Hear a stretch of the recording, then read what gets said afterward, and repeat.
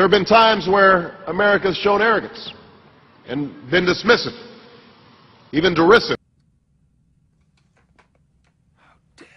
I remember tilting the camera back and forth between the people and the tower in front of me.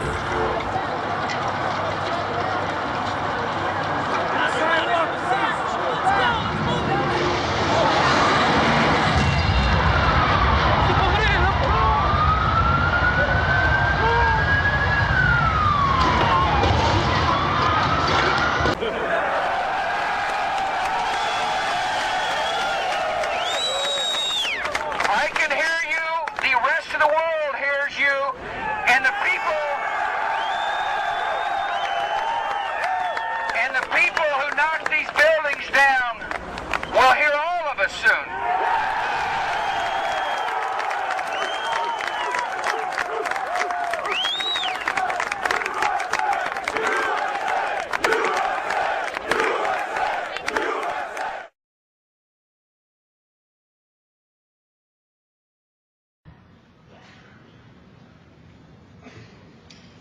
A politics based only on anger, one based on dividing the world between us and them, not only sets back international cooperation, it ultimately undermines those who tolerate it.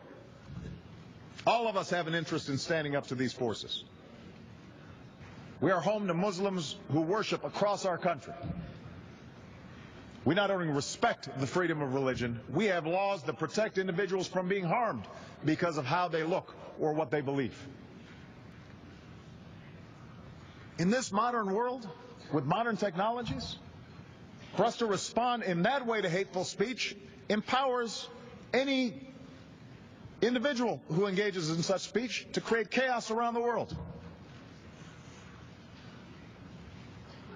We empower the worst of us if that's how we respond.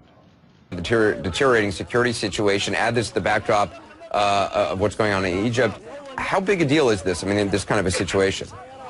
Oh, Anderson, we should be very clear. One such breach of an embassy or consulate's walls or security on any given day would be tremendous news. It's very rare. Americans remember the takeover of the consulate in Tehran in 1979.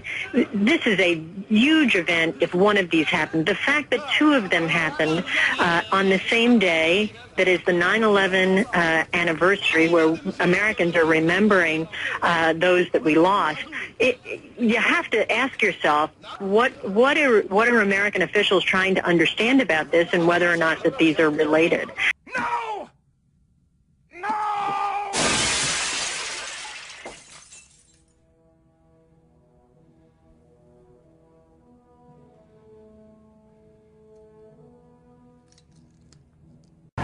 Well, Anderson, the Marines who are there are stationed as part of the diplomatic mission to secure the embassy, and it's actually one of the largest contingents of Marines protecting a U.S. embassy in the world. But these protesters, they were predominantly Islamist people who were angry about a film that came out which they say depicts Muhammad in a bad light, which they say insults the Prophet.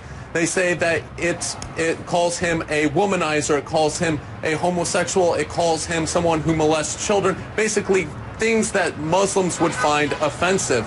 There are those who find different religious beliefs threatening. And that is what we saw play out in the last 2 weeks. As a crude and disgusting video sparked outrage throughout the Muslim world. We understand why people take offense to this video, because millions of our citizens are among them. Now, I have made it clear that the United States government had nothing to do with this video, and I believe its message must be rejected by all who respect our common humanity. It is an insult not only to Muslims, but to America as well.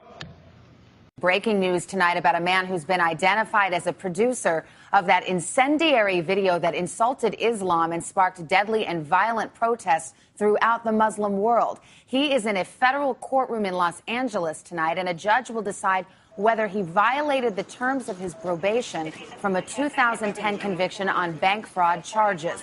Under the terms of that probation, he agreed not to use the internet or use aliases without permission. Federal authorities say he did both in distributing that video. Now, I know that not all countries in this body share this particular understanding of the protection of free speech.